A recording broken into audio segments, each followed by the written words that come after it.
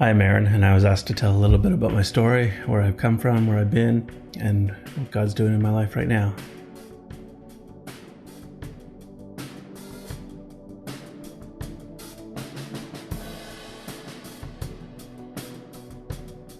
You probably know me as the guy that plays drums here in church most Sundays, and while that's true, I'm a lot of other things too.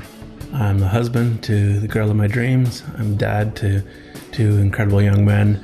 I run my own branding and graphic design agency. I like to cook, especially with the barbecue. I do lots of home renovations and remodeling. We've been coming to church here at Faith for about the past 18 years, and throughout that time, I've had the privilege to be a Sunday school teacher, Sunday school superintendent. I've sat on pastoral search committees. I've been on the trustees board and property management team, a few other committees.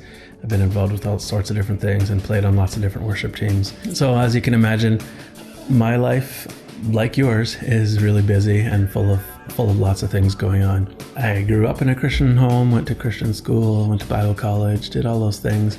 And while I think that where I've come from, part of my story is important and certainly matters, I think it's way more important to spend our lives looking most of the time through the windshield rather than in the rearview mirror.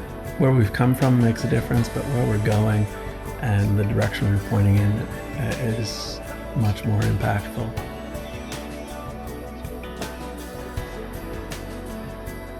I wouldn't make a very good preacher because I only have a 2-point sermon for you today. The first is this: we live in an era where mediocrity is almost celebrated. It's perfectly normal to put an effort forward that is good enough, meeting a minimum standard or the lowest common denominator. And I think that's a scourge on our culture and the world around us. God doesn't call us to mediocrity. God calls us to excellence. He wants us to do our best.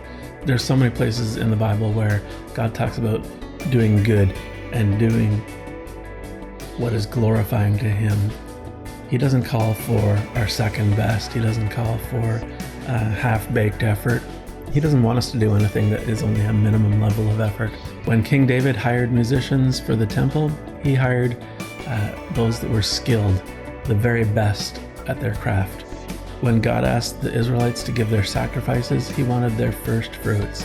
He wanted the very first thing that was grown and the very best of all. Jesus told the story of the rich young ruler, and He told him to sell everything and give all that he had. When the widow came with her offering, she gave everything that she had. With the apostles, when Ananias and Sapphira said that they were giving the best they had, God called them out on that lie, and He struck them down for it. In fact, there's so many places where God doesn't want our second best. It's very clear. And so I'm as guilty of this as the next person. I very often am victim of the idea that good enough is good enough.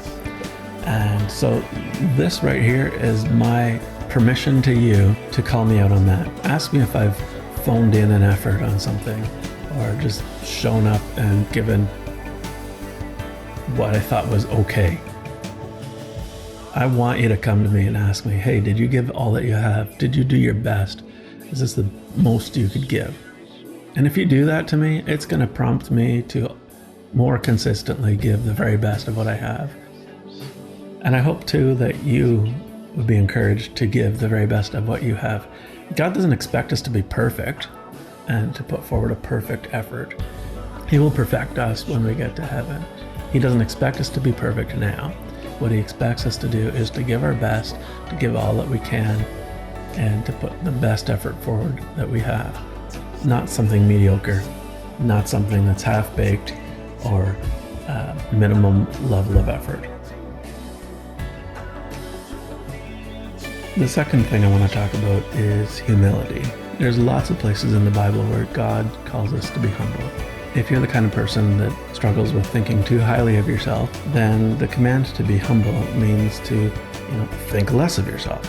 I often end up taking this to an extreme though, and end up thinking of myself in a way that's too low. For example, if you came up to me some Sunday after church and said, Aaron, I really liked what you played, or I appreciate your ministry with the worship team, or whatever, very commonly would reply with something like, oh, I'm just doing my job, or I just hit stuff with sticks. And while that's true, I do treat my role as a responsibility. And yeah, I do hit things with sticks. I think that really is disrespectful to you, the compliment giver, and it's also disrespectful to God, the talent giver. For me to downplay the gift that I have or the ability that I've put into practice is insulting to you.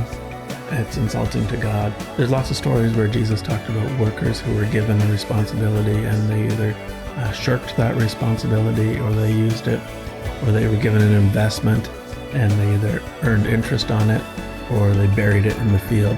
And the ones that buried it and devalued it were punished for that. The ones that gained interest on their investment, the ones that used the talent that they'd had, those are the ones that were praised and raised to a higher level. So I want you to hold me accountable in this too. If you say thank you to me for a job well done, don't let me devalue the compliment, and don't let me devalue the gift that I've been given or the talent that I'm exercising. God expects us to be excellent. He expects us to use the talent and the thing that He's given us, and He expects us to use it in a way that is honoring to Him. And I want to do that. I haven't been very good at it necessarily all the time, but I want to encourage you to use your talents in excellent ways and to be humble about it. And I want you to keep me accountable in those things too. That's where I am right now. Who knows where I'll be in a week or a month or a year, but I want to spend my time looking forward. Not so much in the rearview mirror, but looking ahead to what God is doing and will continue to do in myself, in my family, in our church. So thanks for listening, and we'll talk to you later.